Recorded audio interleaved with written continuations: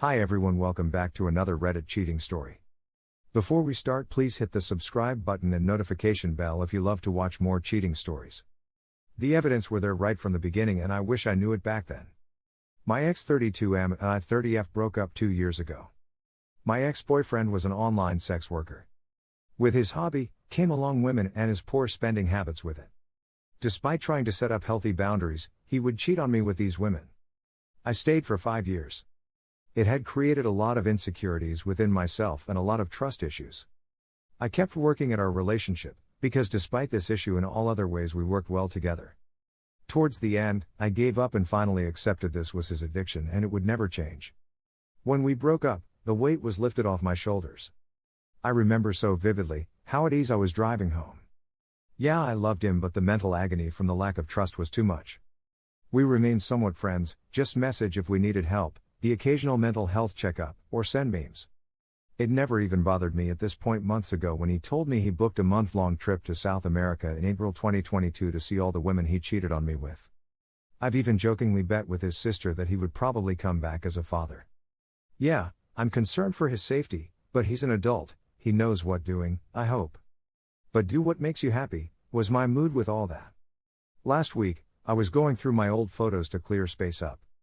I had come across a screenshot that I made 2 months after we first met. I've read it over and over, the warning was there right from the beginning. The messages from him were I have these friendships, with the nature of how we met, most of them were sexual in nature. At this point, I am not ready to give up these relationships yet. But I like you, so on, so forth. This was my first relationship, so I didn't know any better. The anger I feel now brought back a lot of terrible memories. I remember when I snooped at my low points, reading that these girls were calling me ugly, him saying nothing, or he wanted to come in them, give them kids, but didn't want kids with me. I love you, as friends, a lot of terrible stuff. I don't want to think about that, and I hate that I am again. I don't know what to do. Maybe I just need to vent, or I'd get this is the right place to vent. I worked through a lot of that damage 2 years ago, but one photo was enough to bring it back. This relationship was our first, for both of us. These feelings will be temporary. I wish I knew what I knew back then, otherwise I wouldn't have pursued this relationship. No one deserves to go through what I put up with for all those years. He sucks. I've jokingly avoided any matters along the way in dating lol. I just need to vent, say he sucks for a few days. I don't want to cry anymore over this man. It's hard to want to talk to friends about this, because then they'll see how terrible I was treated, or how I treated him in retaliation for his cheating. I've learned and have grown a lot from this relationship, and I am thankful for that. This photo just shows how much more healing I still have to do, just one day at a time. Here are some of the best comments from our community. Keeping him in contact sounds like it will only hurt you more, and you deserve better than how he treats you.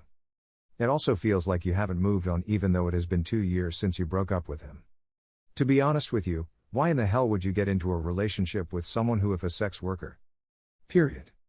Someone who does that kind of thing actually has very much childhood issues that they need to fix in them. Also, yes, it was said in the very beginning that he was not ready to be exclusive. You chose to ignore it and now you want to act shocked and shaken. You sound like you actually have some childhood trauma that you need to work out as well. Why would you stay in contact with him? If you think you were over him or that you were healing, you actually need to get to the root of why you would choose someone who wasn't available and told you they weren't. You need to stop playing victim and actually face facts that you chose him even though he straight told you he wasn't ready to be with you only. Another cheating story. After years I still can't get over. Me and my ex-wife were together for 11 years, 9 married, with 3 kids, and I have primary custody. Today she asked to spend the night cause she didn't want to drive back and forth to take our daughter to her appointment. She lives about 2.5 hours away. Tonight she told me that she's about 6 months pregnant and her ex-BF does not want anything to do with her and the kid.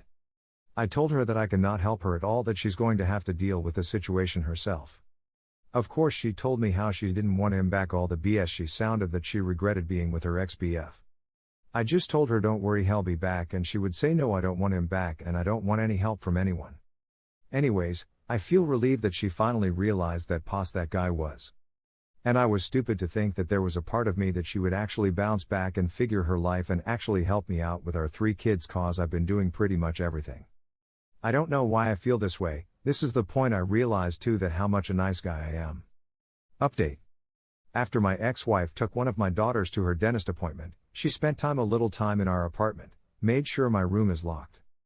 I told her this morning that she can just drop the kids off to my aunt's after the appointment, but no, she just asked my daughter if she can spend with them in apartment.